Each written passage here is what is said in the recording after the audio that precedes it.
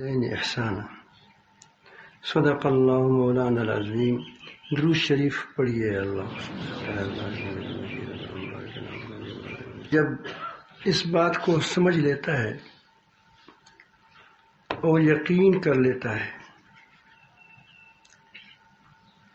کہ نفع و نقصان کا مالک صرف و صرف اللہ تعالی ہے. ایک مالک ہونا ہے، ایک ہے کسی جگہ سے نفع نظر آنا ہے. دونوں میں فرق ہے.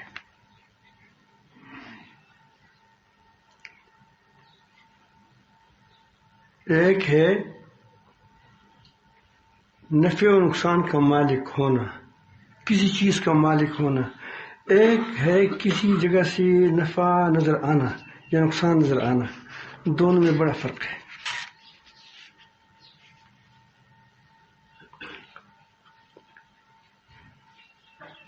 پانسی مضر چیز ہے. دنیا کے لحاظ سے انسان کی جان چلی جاتی ہے،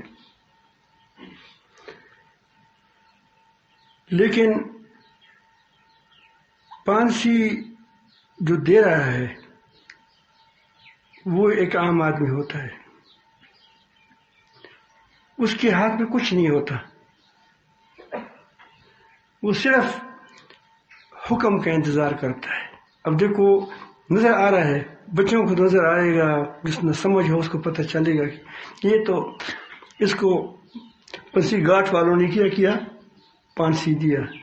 لیکن پانسی اس نے دیا ہے. کس نے دیا ہے؟ قاضی نے دیا ہے. اس کا اپنا عمل تھا، عمل اس کا برا تھا، یا اس نے کوئی قتل کیا تھا، یا ویسے کسی نے زدم میں سیاسی کوئی تھا تو پانسی دے دی. لیکن پانسی والا جو دینے والا ہے وہ کیا ہے؟ اس کے پاس کچھ نہیں ہے. جو حکم کرنے والا ہے وہ کیا ہے؟ اصل ہوتا ہے. پانسی کا اختیار اس کو نہیں ہے.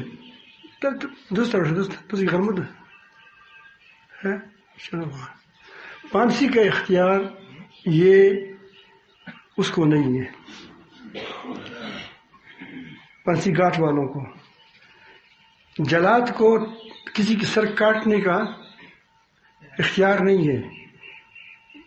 تو اسی لیے جب آپ پر کوئی مشکل آئے کہ آپ پانسی سے اپنے آپ کو جڑانا چاہتے ہیں تو پھر کیا کرتے ہو؟ آپ تم قاضی کی طرف رجوع کرتے ہو کہ وہ اپنا حکم بدل دے ہمارے لیے. آپ کوئی بھی آدمی پانسی گھاٹ والوں کے پاس نہیں گیا ہے کہ صاحب کیا وہ جو جلاد ہے ان کے پاس نہیں گیا ہے کہ آپ میرے اس کو سر نہ کاٹے. اس کو پتہ ہے کہ اس کے پاس کچھ ہے نہیں. تو ایک ہے نفع و نقصان کا نظر آنا اور ایک ہے نفع و نقصان کا مالک ہونا. دونوں میں بہت بڑا فرق ہے. آپ کو خوب معلوم ہے کہ دکاندار جب کہے گا کہ اتنا مال دے دو، اتنا مال دے دو، تو مجھے دے دے گا. تو آپ دکاندار سے کہتے ہیں کہ مجھے تھوڑا سا زیادہ دے دو، یا اس پنڈی سے کہتے ہو کہ تھوڑا سا زیادہ دے دو مجھے، جو تولنے والا ہے. اس کو پنڈی کیا کہتے ہیں؟ جو تولنے والا ہے، تولتے بھی ہے، بوجھ بھی اٹھاتے ہیں. تم کیسے کہو گے؟ دکاندار سے کہے. بظاہر نفع و نقصان اسی نظر آ رہا ہے. کس نظر آ رہا ہے؟ لیکن ہے کون؟ وہ دکاندار ہوتا ہے. اس طرح جو اس بات کو خوب جان گیا کہ نفع و نقصان، ذلت اور عزت، ملک دینے والا، ملک لینے والا، خیر کو پہنچانے والا، خیر کو روکنے والا، یہ صرف اللہ تعالی ہے. تو کسی کا محتاج ہوگا؟ وہ صرف اللہ تعالی کا محتاج ہوگا. وہ مخلوق کی طرف رخ نہیں کرے گا. وہ رخ کس کی طرف کرے گا؟ اللہ تعالیٰ کی فرق ہے. اسی بات کو اللہ تعالیٰ فرماتے ہیں وَاعْبُدُوا اللَّهَ وَلَا تُشْرِكُوا بِهِ شَيْئًا. اپنے آپ کو محض اللہ تعالیٰ کا محتاج سمجھو. جب محتاج سمجھو گے تو پھر کیا ہوگا؟ بندگی. وَاعْبُدُوا اللَّهَ، تو اللہ تعالیٰ کی خالص بندگی کرو. وَلَا تُشْرِكُوا بِهِ شَيْئًا، اس کے ساتھ کسی شرک کو نہ کرے. تو یہ محتاجی ہی انسان کو کس کی کرتے ہیں؟ انسان کو بندگی پر، کسی کی غلامی پر مجبور کرتا ہے. تو جب آدمی سمجھ جاتا ہے کہ میں صرف اللہ تعالیٰ جل جلالہ ہی کا کیا ہوں، محتاج ہوں، کسی اور کا نہیں ہوں، تو اللہ تعالیٰ ہی کی بندگی کرے گا، کسی اور کی بندگی نہیں کرے گا. اور کسی کے وہ اللہ تعالیٰ کے ساتھ کسی چیز کو کسی طرح بھی شریک نہیں کرے گا. یہ پہلا حکم ہے، اللہ تعالیٰ کا پہلا حکم ہے. میں نے یہ بات تو نہیں کرنی ہے، میں نے آگے ایک بات کرنی ہے، لیکن چونکہ آیا تو اس بات سے گزرنا مجھے اچھا نہیں لگا. وبالوالدین احسانا، والدین کے ساتھ حسن سلوک کرو. یہ بہت بڑا اہم مسئلہ ہے اور آج کل کا، اور چونکہ آج کل کا اسی لیے بھی ہو گیا ہے کہ مسلمانوں پر بھی یہود النصارہ نہیں بلکہ دہریوں کا اور وہ ان کا اس کی ذہنوں پر اس کی جو وہ ہے تہذیب ہے وہ چڑھ گیا ہے. ورنہ دوسری تمام آسمانی مذاہب میں والدین کی قدر کرنے کا حکم ہے. یہ ایک عام حکم ہے. ہر پیغمبر آیا اس نے شکر کی تلقین کی. شکر میں یہ داخل ہے کہ کس کا قدر کرو؟ ماں باپ کرو. لیکن یورپ کی تہذیب نے، مغرب کی تہذیب نے ہمیں یہ دیا کہ اسکول کے بچے کو کہا جاتا ہے کہ جب آپ کوئی ماں باپ پریشان کریں تو مجھے فون کرو، مجھے حکومت کو فون کرو. پولیس کا جو تمام دن رشوت کھاتے ہیں اور دوسروں کا خون بہاتے ہیں، دوسروں کی خون پیتے ہیں، وہ والدین سے زیادہ کیا ہو گیا؟ زیادہ مشفق اور زیادہ ہمدرد ہو گئے. اور جو وہ اوپر حکم دینے والے ہیں کہ ایسا ہو، جس طرح مثلا کوئی بادشاہ ہے، حکمران ہے وہاں، وہ کہتے ہیں کہ بھائی بچوں کو اس طرح حقوق دینا چاہیے. تو کیا بچے کو جو والدین ہے وہ اس پر زیادہ مہربان ہے، یا یہ جو اوپر بیٹھے ہوتے ہیں یہ مہربان ہے زیادہ؟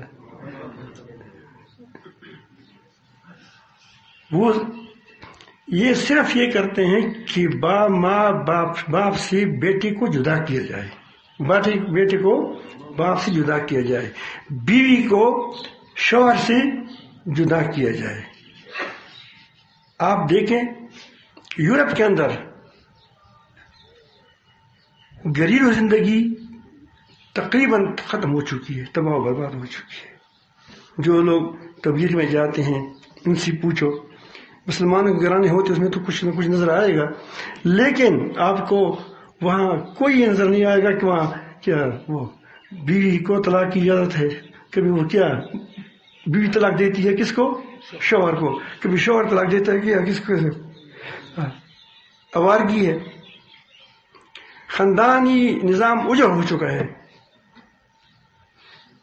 یہ محبتیں جو آپ کے یہاں ملتی ہیں پاکستان کے اندر آپ دیکھتے ہیں یا بر صغیر کے اندر، یہ اسی کے اسلام کی برکت ہے کہ جو آپ کو نظر آ رہی ہے. جتنا باپ بوڑھا ہوتا ہے اتنا قدر والا ہو جاتا ہے. وہاں بوڑھوں کے لیے ایک استبل ہے. استبل جانتے ہو؟ جسے جانور اس میں ڈالتے ہیں. اپنے بیٹے کو والدین فون کرتے تھوڑا سا آ جائے کہ ہمیں ٹھنڈی ہو جائے. وہ کہتے ہیں کہ میں کتے کو چھوڑ دوں آپ کے پاس جاؤں. یہ ان کی تہذیب ہے. اس تہذیب کے پیچھے ہماری یہ بے خدا سائنسدان جو خدا کو دل سے نہیں مانتے وہ اس کے پیچھے بھاگ رہے ہیں. اور اس کے لیے وہ کیا کرتے ہیں؟ وہ فضا بیان کرتے ہیں. کئی بار انہوں نے بل پاس کر دیا دیتے دیکھتے ہیں اسی ایک بل کو کہ کیا گیا مسلمان کیا وہ حقوق انسانی نہیں حقوق کو برباد کرنے والی کیا ہے وہ این جی اوز اور اس کی قانون کو لانے کا چاہتی.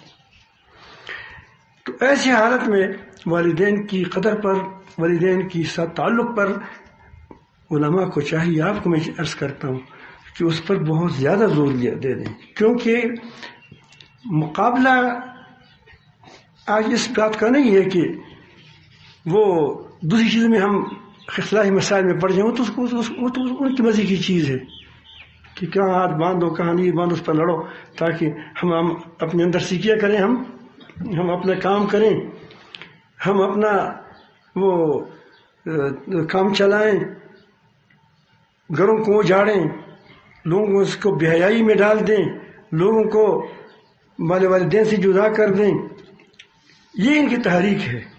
تو وہ اس تحریک میں اس وقت جان پڑی کہ جب ہم ان کی عزائم سے معلوم نہ ہو ہمیں پتہ نہ ہو ہم ان کی عزائم کا پتہ نہ ہو اور ہم اپنے مسئلے کو بہت بڑی چیز سمجھتے ہیں کہ میں نے فلان رائے قائم کی ہے اب اس رائے سے جو مخالفت کرے گا وہ کیا ہے وہ گویا قرآن و سنت کے مخالف ہے. تو یہ قرآن و سنت کی مخالفت نہیں ہے جو تمہارے سامنے جوز کرتے ہیں تمہارے سامنے یہ جو تہذیبیں پیش ہو جاتی ہیں تمہارے سامنے جو کہی جاتی ہے کہ یہ اسلامی حکومت اسلامی قوانین ظالمانہ ہے یہ تمہیں نظر نہیں آ رہا ہے یہ کفر تم کو نظر نہیں آ رہا ہے.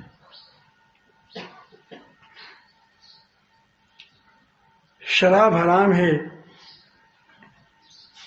سود حرام ہے یہ آپ کو نظر نہیں آ رہا ہے. تو یہ بڑی بڑی چیزیں جو ہوتی ہیں یہ ہم سے آنکھوں سے اس لیے چھپ چکی ہیں اسی لیے ہمارے اس پر دہیا ہی نہیں جاتا کہ ہم سماع موتا سے فارغ نہیں ہیں. کس سے فارغ نہیں ہے سماع موتا سے فارغ نہیں ہے توسل سے فارغ نہیں ہے ہم وہ ہاتھ کہاں تک اٹھائیں اس سے فارغ نہیں ہے کہاں پر ہاتھ رکھیں یہاں اسی کو ہمیں بڑا مسئلہ بنایا ہے. اسی کے لیے بعض لوگوں نے اس کی اتنی شدت اختیار کی کہ جو اس طرح وہ ہماری طرح نماز نہیں پڑھے گا وہ پیغمبر کا نماز نہیں پڑھتا. کس کا نماز پڑھتا ہے کسی اور کا نماز پڑھتا ہے. تو کتنی جھوٹ بولتے ہیں.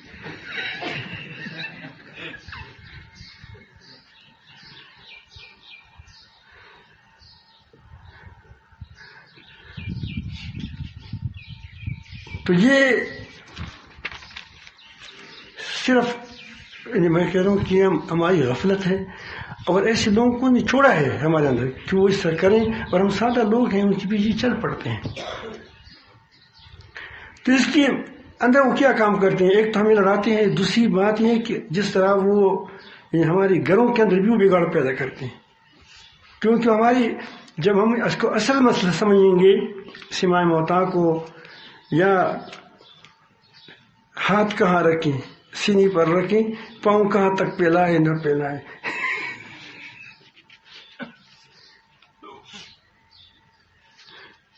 ایک بار میں لطیفہ سناؤں آپ کو لطیفہ نہیں حقیقت ہے میرے ساتھ میرے بھائی حاجی نور اسلام صاحب بھی تھے ہم حرم شریف میں بیٹھے تھے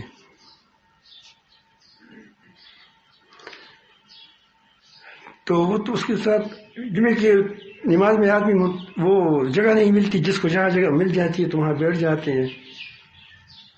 الحمدللہ اللہ تعالیٰ نے پھر وہ بہارے واپس لا رہا ہے اللہ مزید لائیں. تو یہ آپ لوگوں کی ہمت تھی کہ کورونا کے بہت زیادہ کیا اسی خلاف طوفان برپا کر دیا. بعض لوگ تبھی بھی وہ چلتے رہتے ہیں اس طرح. تو بہرحال وہ ہم کہیں بیٹھ گیا اسلام جی کہیں اور جگہ بیٹھ گیا ساتھی بکھر گئے کیونکہ وہ جگہ کسی نے ڈھونڈنا کہ جہاں بھی بیٹھ جائیں. تو میں ایک آدمی کے ساتھ بیٹھا جو بظاہر عرب نظر آتا ہے. یہ جو ہمارے علاقے والے یہاں کے جو عرب جاتے ہیں وہاں متوی بن جاتے ہیں یا ویسے ہو جاتے ہیں وہ بہت تیز ہوتے ہیں. وجہ یہ ہوتی ہے کہ وہ تو اپنے آپ کو قریب کرنا چاہتے ہیں وہ تو پھر بھی کچھ نہ کچھ حقیقت پسند ہوتے ہیں تو وہ اس نے مجھے جب نماز کھڑی ہو گئی تو اس نے پاؤں تھوڑا سا زیادہ پلایا تھا اور میرے ٹانگوں کو بھی کھینچا اس طرح پلایا، تو میں نے پھر ٹانگیں ٹھیک کر دی. اس نے پھر کھینچا نماز کے اندر، نماز شروع ہے. میں نے پھر اس طرح کیا.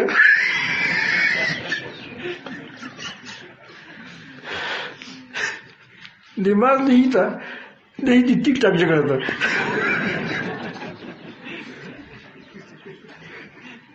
بھائی میں اس کی عادت نہیں تھا کہ آپ اس کو نقلا پاؤں رکھو، لازم پانی تو نہیں ملانا. تو جب نماز پڑھا وہ تمام نماز میں اس طرح کرتا ہے، وہ نہیں وہ جو کندورا ہوتے ہیں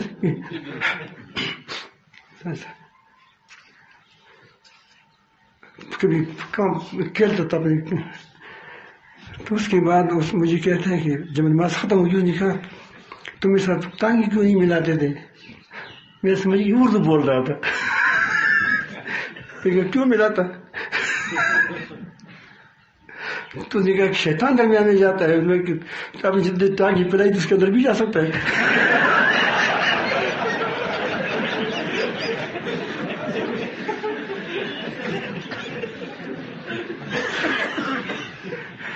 وہ نے کہا تم رسول اللہ کی بات کو نہیں مانتے. میں نے کہا تم قرآن مجید کی بات کو نہیں مانتے. وہ کیسے؟ میں نے کہا اللہ فرماتے ہیں کہ قوموا للہ قانتین، اللہ تعالیٰ کے سامنے عاجزی کے ساتھ کھڑے ہو جاؤ. یہ عاجزی تھی جو تم میری ٹانگیں کھینچتے تھے، اور یہ عاجزی تھی کہ تم کھیلتے تھے اپنے کیا کندورا کے ساتھ. میں تم کو قسم دیتا ہوں کہ تم کیا اس طرح اس وقت فہد کا زمانہ تھا کہ فہد کے سامنے تم اس طرح کھڑے ہو جاؤ گے کہ فہد سامنے ہو اور تم اسی طرح کھیلتے رہو.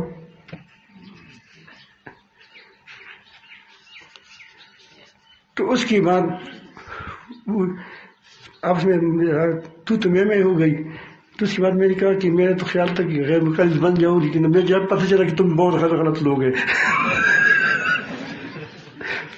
چاہتا نہیں تھا اس طرح نہیں کہا کہ غلط، میں نے کہا کہ غلط اچھے لوگ ہوں گے.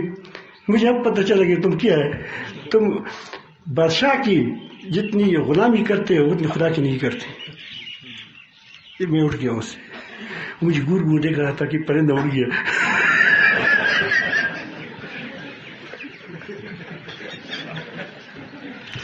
پرساد اچھا تھا کہ میرے لباس ایسا ہوتے ہیں، وہ نہیں پگڑی وغیرہ کہتے کہ شہر افغانی ہے پکڑ جاؤ میں آ جائے گا، دام میں آ جائے گا. تو بہرحال میں کر رہا تھا کہ ان چیزوں میں ہم یہ لوگوں کو ملک کو جایا ہے. کافر ہم پر قابض ہے، ہماری تہذیب پر قابض ہے، ہماری حکومتوں پر قابض ہے، ہمارے اموال پر قابض ہے، ہماری عزتوں پر قابض ہے، اور اب ہمیں ہمارا معاشرہ بھی تباہ کرتا ہے. ضروری ہے، ضروری نہیں ہے، آپ بڑی ذمہ داری ہے. اللہ رب العالمین ہمیں اپنی ذمہ داری کا احساس نصیب فرمائیں. چونکہ الحمدللہ علماء ہی تقریباً ہے، کس بات کو میں بتاؤں. اب دیکھو اللہ تعالیٰ فرماتے ہیں وبالوالدین احسانا. اب یہاں پہلی بات جو کی اپنے حقوق کے بعد اللہ تعالیٰ نے اپنے والدین کے حقوق کو ذکر کیا. اور یہ ایک جگہ نہیں، جہاں بھی آپ دیکھو جہاں اللہ تعالیٰ اپنے حقوق کو ذکر کرتا ہے وہاں متصل معاً کس کے حقوق کو ذکر کرتا ہے؟ اللہ تعالیٰ کے. اس کی وجہ یہ ہے کہ اصل تربیت کرنے والا، والدین کی دلوں میں محبت ڈالنے والا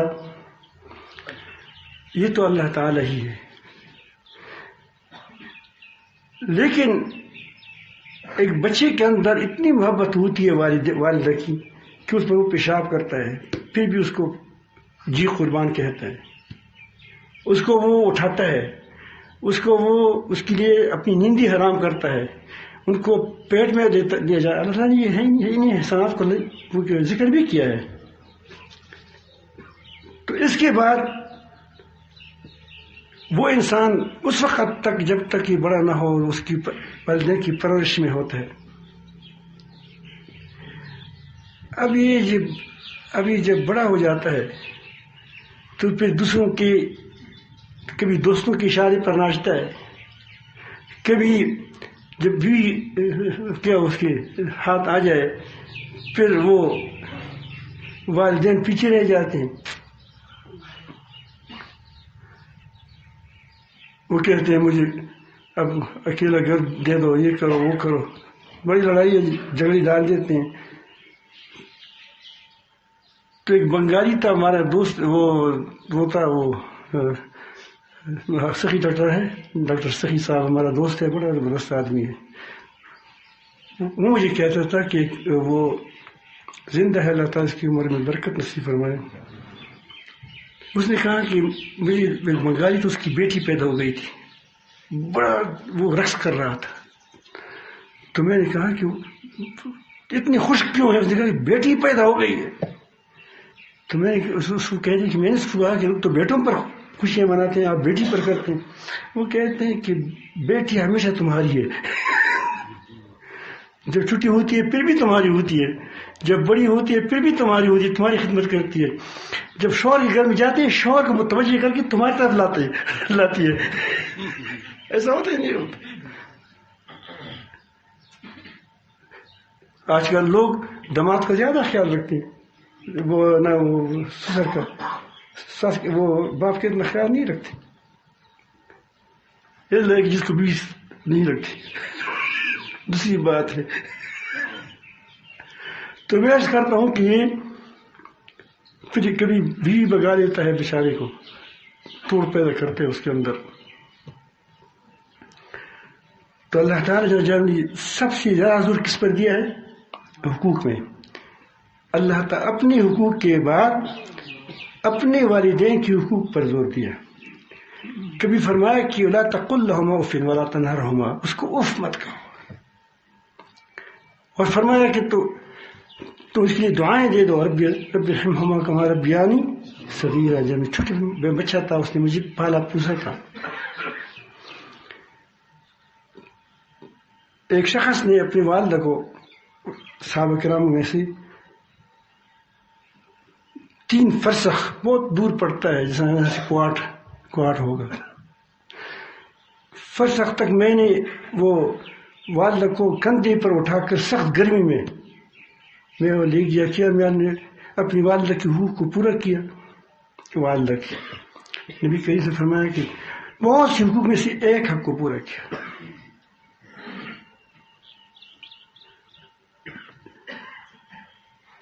تو والدین تمہارے لیے جنت ہے، تمہارے لیے دوزخ ہے۔ جو شخص والدین کی قدر کرتا ہے اس کو میں دنیا میں ذلیل نہیں دیکھا ہے۔ کتابوں میں دیکھو آپ، وہ خوار نہیں ہوگا۔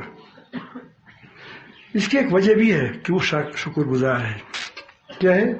شکر۔ وہ اپنے بدن کا شکر کرتا ہے کہ یہ نعمت مجھے یقیناً اللہ نے دی ہے، لیکن کس کی توسط سے میں ملا ہوں، آیا ہوں دنیا میں؟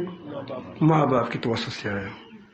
من لم یشکر الناس لم یشکر اللہ، جو والدین کی قدر نہیں کرتا وہ اللہ تعالیٰ کی قدر نہیں، وہ جو لوگوں کی قدر نہیں کرتا وہ اللہ تعالیٰ کی قدر نہیں کرتا، کیونکہ جو ہاتھ نظر آ رہا ہے اس کی وہ احسان نہیں مانتا، جو نظر نہیں آ رہا ہے وہ کیسے احسان مانے گا؟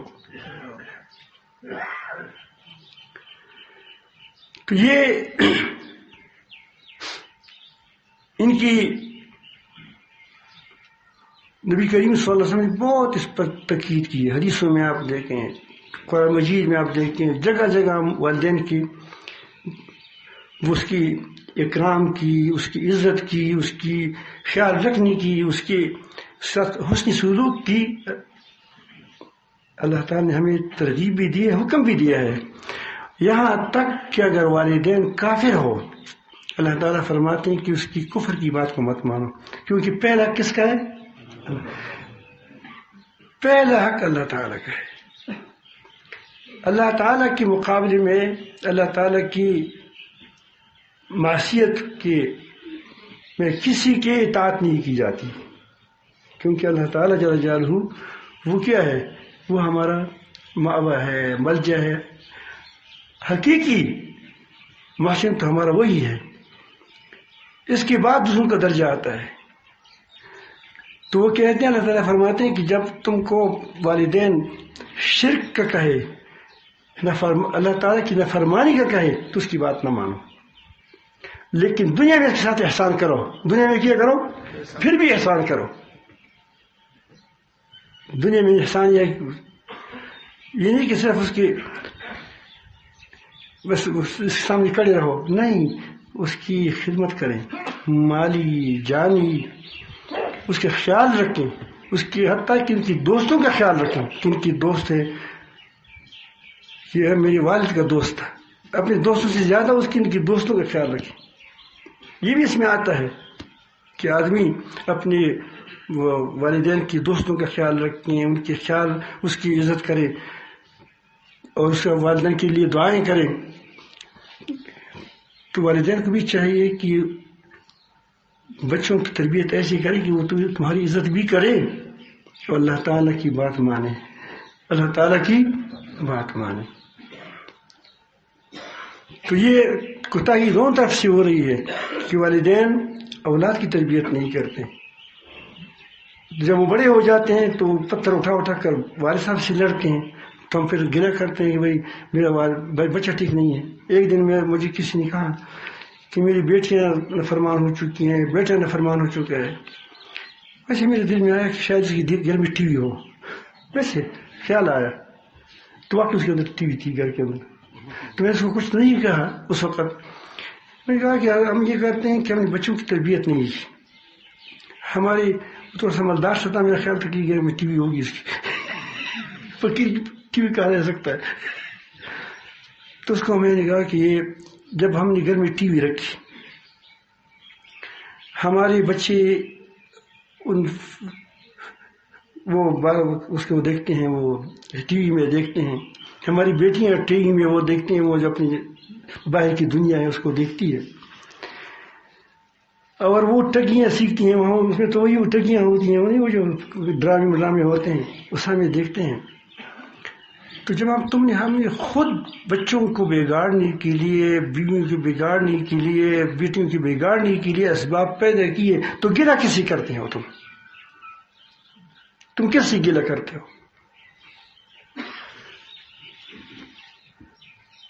تو آپ پر بھی یہ ذمہ داری ہے، والدین پر یقیناً بچوں پر ذمہ داری ہے، لیکن تم پر ذمہ داری ہے کہ اس کی ٹھیک تربیت کریں. تم نے پہلے بچے کے ہاتھ میں دیکھ لیا کہ اس میں فوٹو کی چیز ہے، اس پر تصویریں ہیں، عورت کی تصویریں ہیں، وہ ہے چاکلیٹ. کیا ہے وہ چاکلیٹ کے اندر بھی تم کو کیا ڈالتے ہیں؟ اوپر سے عورت کی فوٹو ہوتا ہے نہیں ہوتا؟ ٹافی پر بھی ہوتا ہے، ٹافی پر. اور ہم اس ٹافی کو پسند کرتے ہیں جس پر کیا ہو؟ فوٹو ہو.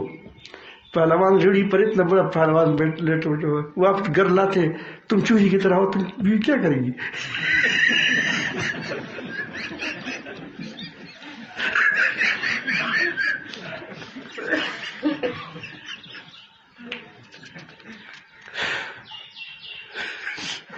اس لیے میں کہتا ہوں کہ آپ لوگ تو ابھی سے گلہ کرو. مجھے کس نے کہا کہ ہم خبریں سنتے ہیں. میں نے کہا خبریں تو ویسے بھی سنی جاتی ہے، خبریں تو ویسے بھی سنی جا سکتی ہے. اور میں یہ بیان کرتا ہوں، اگر کوئی سننا چاہے سن سکے گا، سن سکتے نہیں سن سکتا. لیکن وہاں ٹی وی میں جو خبروں والا ہوتا ہے وہ بوڑھا فقیر ضعیف آدمی نہیں ہوتا، وہ مشٹنڈا ہوتا ہے، مشٹنڈا ہوتے ہیں، حسین و جمیل ہوتا ہے. اگر لڑکی دیکھتا ہے تو اس کو کیا ہوتی ہے؟ اگر لڑکی بیان کرتی ہے خبر میں تو یہ لوگ یہی ہوتی ہیں، تو اس کے لباس سیکھ کر تمہاری بیٹی سیکھ گئی. اگر وہ تمہاری بیوی اس کو دیکھتی ہے اور وہ مرد ہے تو اب تم سے کیا اس کو گلہ آ جائے گا. سمجھ آئی بات؟ تو یہ چیزیں ہمیں اللہ سے دور کرنے والی ہے. یہ جو ویڈیو ہے، یہ آڈیو ہے، آڈیو نہیں ویڈیو، تو یہ چیزیں دیکھو کتنی عام ہو رہی ہے. اس کے ذریعے سے ماں باپ کو جدا کیا جاتا ہے. اسی لیے پنجاب میں پہلے بار مجھے یاد پڑتا ہے کچھ عرصہ پہلے اس نے ایک قانون پاس کیا تھا کہ اگر بیوی رات کو لڑکی رات کو کیا آئے گھر میں، اس نے پوچھا تم کیوں آئی ہو، تو اس کو کیا ہوگا، تانے میرا پر داخل کر دیا۔ کیا یہ لوگ ہمارے احسان کرنے والے، یہ آزادی ہے، یہ تمہارے ساتھ خیر تم کو پہنچانا چاہتے ہیں؟ معاشرے کو بھی چاہیے، لوگوں کو چاہیے، لڑکیوں کو چاہیے، لڑکوں کو چاہیے، کیا وہ تمہارے خیر خواہ ہے کہ تم کو 12 بجے کے بعد رات کہاں گزاری، تم نے اتنی بات پوچھی تو اس کو کیا ہو جائے گا، وہ فون کر لے تاکہ کیا ہو کہ اس کو سزا ملے کہ تم نے کیوں پوچھا ہے۔ تو یہ ساری چیزیں ایسی ہیں کہ وہ ہماری معاشرے کو تباہ کرتی ہے۔ اسی لیے آپ علماء کی ذمہ داری ہے کہ وہ پوری پرزور طریقے سے حقوق پر بیان کیا کرے، پڑوسی کی حقوق کیا ہے، والدین کی حقوق کیا ہے، اور وہ مسلمان کے حقوق کیا ہے، بیٹی کے حقوق کیا ہے، تاکہ لوگوں کو یہ پتہ چلے کہ ہم وہ اپنی حقوق کی ادائیگی کی طرف آئے۔ پھر اس کو یہ بھی سمجھائیں کہ حق مانگنا نہیں ہے، حق دینا ہے، حق مانگنا نہیں ہے، حق دینا ہے، تب معاشرہ بنے گا۔ ورنہ اگر بھی اپنی حقوق سمجھیں، پڑھ لیں، مدرسوں میں پڑھائے جاتے ہیں، بیٹے اپنی حقوق پڑھ لیں مدرسوں میں، والدین اپنی حقوق پڑھ لیں مدرسوں میں، تو ہر کوئی اپنا حق مانگے گا، تو پھر کیا ہوگا، لڑائی ہوگی۔ تو دوسری کے حق کا فکر نہ کریں، اپنی حق مانگے تو کیا ہوگا، پھر لڑائی یہ ہوگی۔ تو کوشش کریں کہ لوگوں کو حقوق بھی سمجھائیں اور یہ بتائیں کہ تمہیں حقوق ادا کرنی ہے، تمہیں حق ادا کرنا ہے، نہ کہ آپ حق لینا ہے۔ حق لینا تو کتے بھی رہتے ہیں، لڑائی کرتے ہیں اس پر۔ اللہ تعالیٰ ہم سب کو اپنی محبت نصیب فرمائیں، اللہ تعالیٰ نصیب فرمائیں۔ میں آپ کو ایک واقعہ بھی سناتا ہوں جریج کا، اور ایک نظر بھی سناتا ہوں، ٹھیک ہے نا؟ امام بخاری رحمۃ اللہ علیہ نے بھی اس واقعہ کو نقل کیا ہے، جس کی تفسیر خلاصہ یہ ہے کہ جریج بہت بڑا عابد آدمی تھا، بہت بڑا عابد تھا۔ نبی کریم صلی اللہ علیہ وسلم کے زمانے سے پہلے نبی کریم صلی اللہ علیہ وسلم نے اس واقعہ کو بیان فرمایا ہے۔ وہ بہت بڑا وہ شخصیت ہے اس زمانے کی، تو اس کا اپنے ایک وہ عبادت خانہ تھا، اس میں وہ عبادت کر رہے تھے، عبادت کر رہے تھے کہ والدہ نے اس کو آواز دی، وہ عبادت میں مصروف تھا، نماز میں مصروف تھا کہ جریج، تو انہوں نے جواب نہیں دیا، نماز پڑھتا۔ دوسری بار کہا کہ جریج، پھر بھی جواب نہیں دیا۔ آخر میں اس نے اس کی والد نے کہا کہ تم کو اللہ تعالیٰ جل جلالہ بدنام کرتے ہیں۔ بڑا متقی آدمی تھا، بھاگا بھاگا آیا، بدعا، ماں کی بدعا سے بچے، والدین کی بدعا سے بچے۔ تو اس نے کہا کہ والدہ میں اس کی بوڑھی ہو چکی تھی، کیا ہے؟ تو اس نے کہا کہ بس کچھ خفا ہو گئی، ناراض ہو گئی اس سے۔ تو اس کو اللہ تعالیٰ کی شان کے ایک دن، یہ بہت حسین جمیل شخص تھا، اس کے پاس ایک لڑکی آئی، کنواری لڑکی تھی، حسن نسب والی تھی، کیونکہ اس پر وہ نشہ چڑھ گیا تھا جوانی کا، اور اس سے مطالبہ کیا، غلط مطالبہ۔ اب وہ ماں کی بدعا لگ گئی، ماں کی بدعا، حالانکہ کتنا بڑا نیک صالح آدمی تھا۔ تو اس نے کہا کہ توبہ توبہ توبہ، بڑی اللہ پاک سے اس نے توبہ کی کہ میرے پاس آئی کیسی؟ اس کو یہ معلوم نہیں تھا کہ ماں نے بدعا کی تھی۔ وہ چلی گئی، وہاں کوئی چرواہا تھا، اس کی وہاں سے اس سے اپنا تقاضا پورا کر دیا، اپنے منہ کو کالا کر دیا۔ کچھ عرصے کے بعد اس کے بیٹا پیدا ہو گیا، تو اس کا خیال یہ ہوا کہ میں جریج کا نام لوں گا، یہ بڑی شخصیت ہے، لوگ بس وہ مجھے کچھ نہیں کہی. تو اس نے کہا کہ یہ بیٹا کہاں سے لایا؟ اس نے کہا کہ جریج سے لایا. جریج بن نام ہو گیا. لیکن چونکہ متقی تھا، ومن یتق اللہ یجعل لہ مخرجا ویرزقہ من حیث لا یحتسب. تقوی اختیار کرو، اللہ رب العالمین پھر آپ کے لیے مخرج پیدا کرے گا. اس کی بدعا بھی لگ گئی اور تقوی نے کیا اپنا کام بھی دکھا دیا اور عزت اور زیادہ بڑھ گئی. تو وہ لوگوں نے اس کے کہا کہ جاتے ہیں اس کے جو سونا آتا ہے کیا تھا، جو عبادت خانہ تھا، اس کو برباد کر دیا. تو اس نے کہا کہ میں نے کیا گناہ کیا ہے؟ اس نے کہا کہ یہ لڑکی بچہ لایا ہے. وہ کہتے کہ وہ جریج میرے ساتھ بدکاری کی ہے. آپ تو وہ بہت بڑا اچھا آدمی سمجھتے تھے کہ بزرگ ہے، اللہ والے ہو، تم یہ کام کرتے ہو. تو اس نے کہا میں نے نہیں کیا ہے. یہ لڑکی خود کہتی ہے.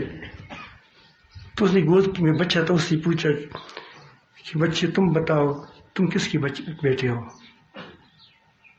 اس نے بچپن ہی میں کہہ دیا، گود میں تھا، کہ میں فلان چرواہے کا بیٹا ہوں.